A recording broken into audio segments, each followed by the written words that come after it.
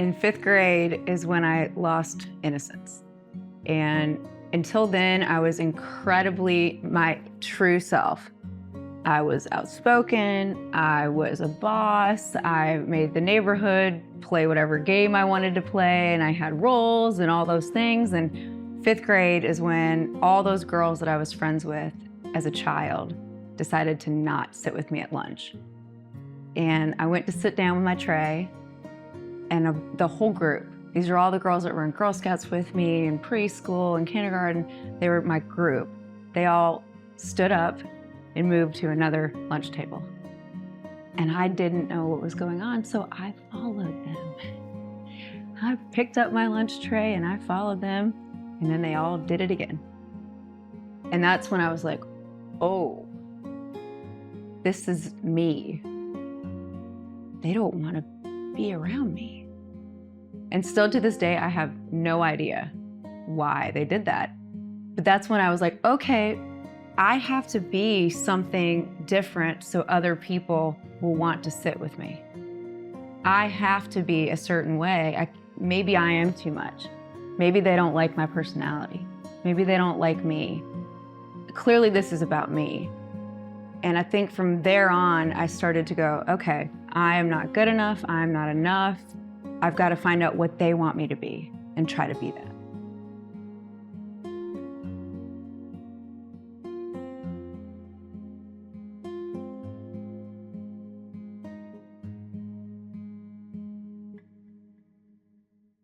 Every single relationship, whether it's, you're singing out loud in the car and someone tells you to stop, or you're too loud and that's just your voice, right? I've always gotten, take it down a notch from everybody. I can't think of a person who hasn't said at some point to me in a relationship, you got to be less. That's painful. It's painful. I feel like I've always been too much for everybody. And I'm no longer too much for myself, so that's okay. That's okay, but it is sad. I think I've been unconditionally loved by very little people in my life. I think conditional love is everywhere and unconditional love is almost nowhere.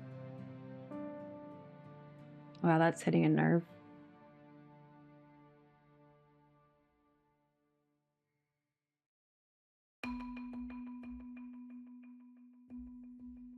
I think getting to law school and having professors say, okay, no, we want to hear your opinion. We want to hear your thoughts. We need you to argue the opposite.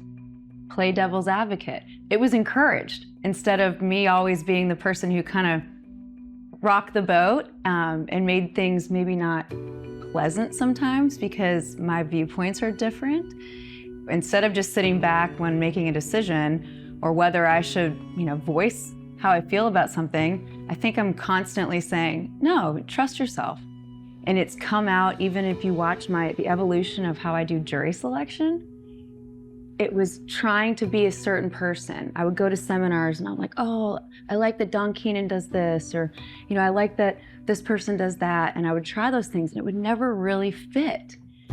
And finally, I would just go, okay, I'm just gonna talk to these people the way I talk to people. And it has been incredibly successful now that I just get up and I'm like, this is me, take it or leave it.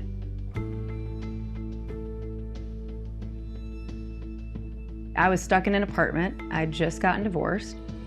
I had my daughter half of her life for the first time ever. So I was literally completely alone for 50% of the time. And I am not a person that likes to be alone. I remember my therapist saying, you need to eat dinner with yourself in a mirror. What?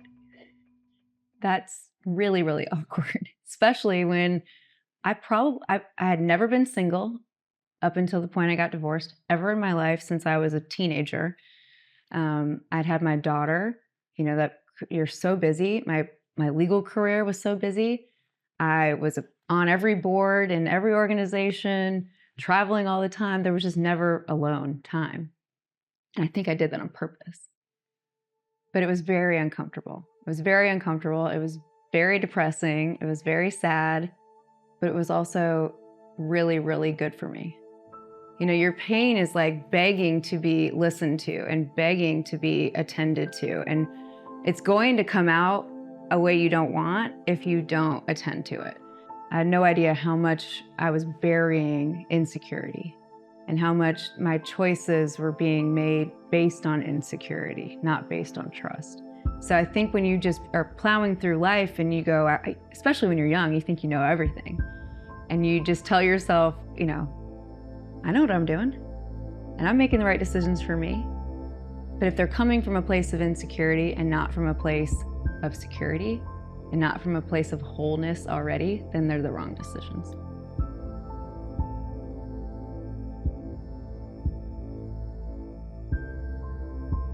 I come from a background where the first man I ever loved was incredibly physically abusive. And I was 18, that's a child. I was absolutely a child. I was very sheltered. My parents were very strict. You know, I was kind of put in a bubble as a kid. And then when I was 18, to have this experience where somebody was very manipulative and constantly told me I wasn't lovable and no one would love me and everything that was wrong with me. And I mean, I had this person spit in my face and just absolutely disrespect me. And I thought I was worthless, truly, truly worthless. And when someone who you love thinks that about you, no matter how much you can logically tell yourself that's not true, your heart believes it. It's not like you start in a relationship and someone's immediately punching you in the face. It never happens like that. It's small little, it's love bombing. It's just, oh my gosh, this is the most amazing person. They think the world of me. They put me on a pedestal. And then slowly but surely, they just find ways to chip away at you emotionally. And then they chip away with little physical abuses. And every time you allow one, the next one's worse. And every time you've done that, now you're slowly on the sliding scale of when does it end? And for me, it didn't end until he was choking me and telling me I was never gonna wake up. Anytime that you look at something you've been through in your life, that you've done in your life, that is not something you're proud of, you carry a big black cloud with you. And that big black cloud keeps you from being your true self. And when you are constantly feeling guilt and shame, you treat other people poorly too. The easiest thing for you to make shame grow is to stay quiet. Stay quiet about what you've been through. Stay quiet about your secrets. Stay quiet about your traumas. That's how you feed shame.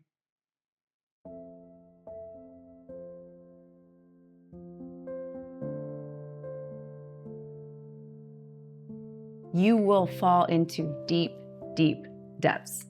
And I have. Divorce, you know, going through the physical abuse, lots of different places in my life that I can call a very deep trench, where I thought, this is the end of the world. You know, I can't imagine ever seeing myself out of this situation. But you climb out and you're stronger, and then you climb out and you're stronger. And then once you get to a point where you go, I can really handle anything life throws at me, that's why the rest will be great, because I believe in myself. It's not all going to work out the way you think, but it's all going to work out. And it's never worked out the wrong way for me. It's all led me here. Every time that a door closes, a window opens, right?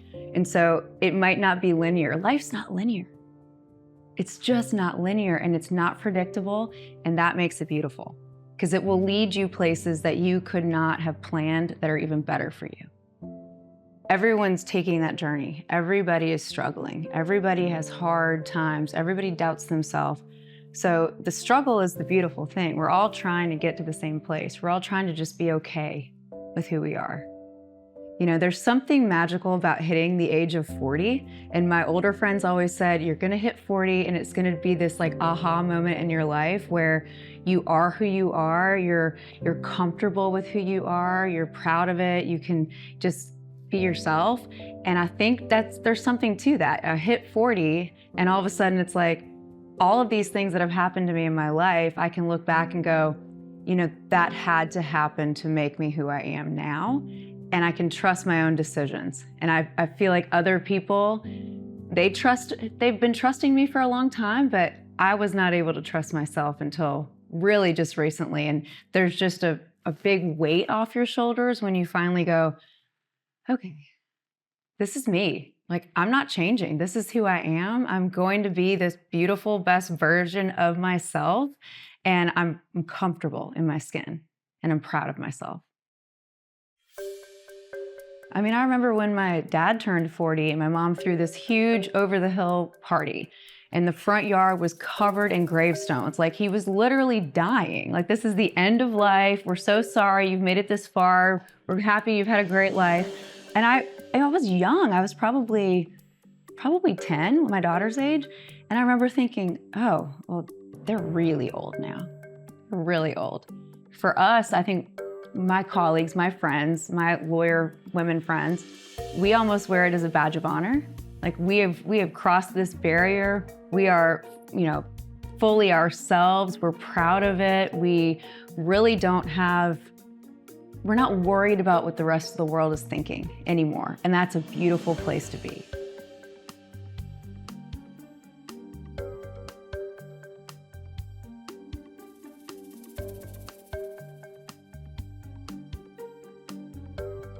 I think I work really hard on only surrounding myself with people who make me feel safe. We have gone through so many different changes and so many different iterations of lawyers here. It's a 135-year-old firm, and I've been here 15 years. And over those 15 years, there has been so many different changes. Some people are like, you should go out on your own. And I remember struggling with that thought, like, is that better for me to go out on my own? But I knew in my gut that my goal was to be the first female lawyer here and the first female partner and to retire here. I just knew this was where I wanted to be, and I had to make it all work. And I would say until right now, I was walking you around and showing you who's here now and what lawyers we have here. Until right now, I've been working to get this group here. And they're people who, I'm not kidding, the other night we were all sitting in this room and our managing partner and all the partners looked around and we said, this is the first time I'm in a room with partners who I truly think would do anything for me and my family. I trust people with my life now, my partners, and I'm going to do everything I can to make sure that those are the kind of people that I'm partnering with.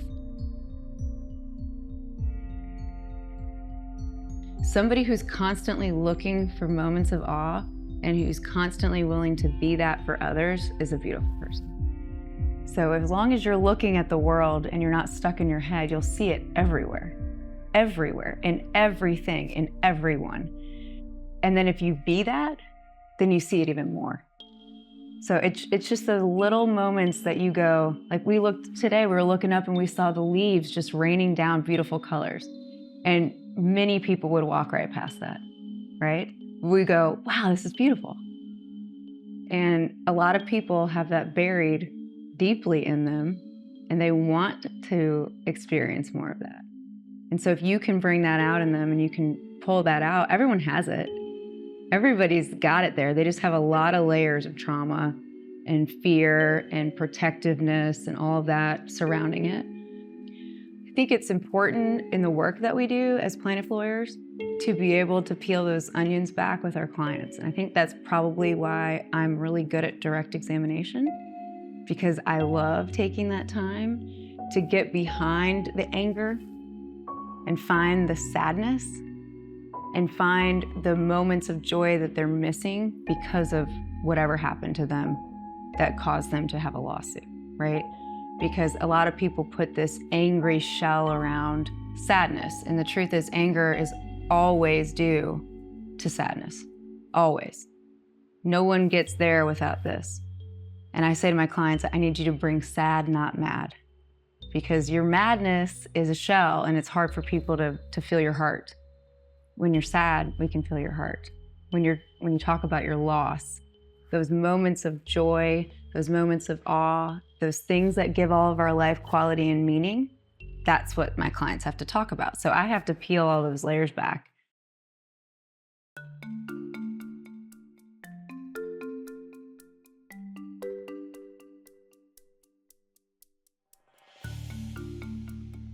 I'm surrounded by death in what I do. You know, most of my clients have lost a loved one due to something horrific. And it always feels too soon, right? There's always regrets and things you wish you could have done or wish you could have said. And I think I've learned a lot from my clients of what I don't want to be hanging out there when that day comes. I don't want to feel like I didn't tell the people now that I love them. I want to give people their flowers now and not at their grave, right?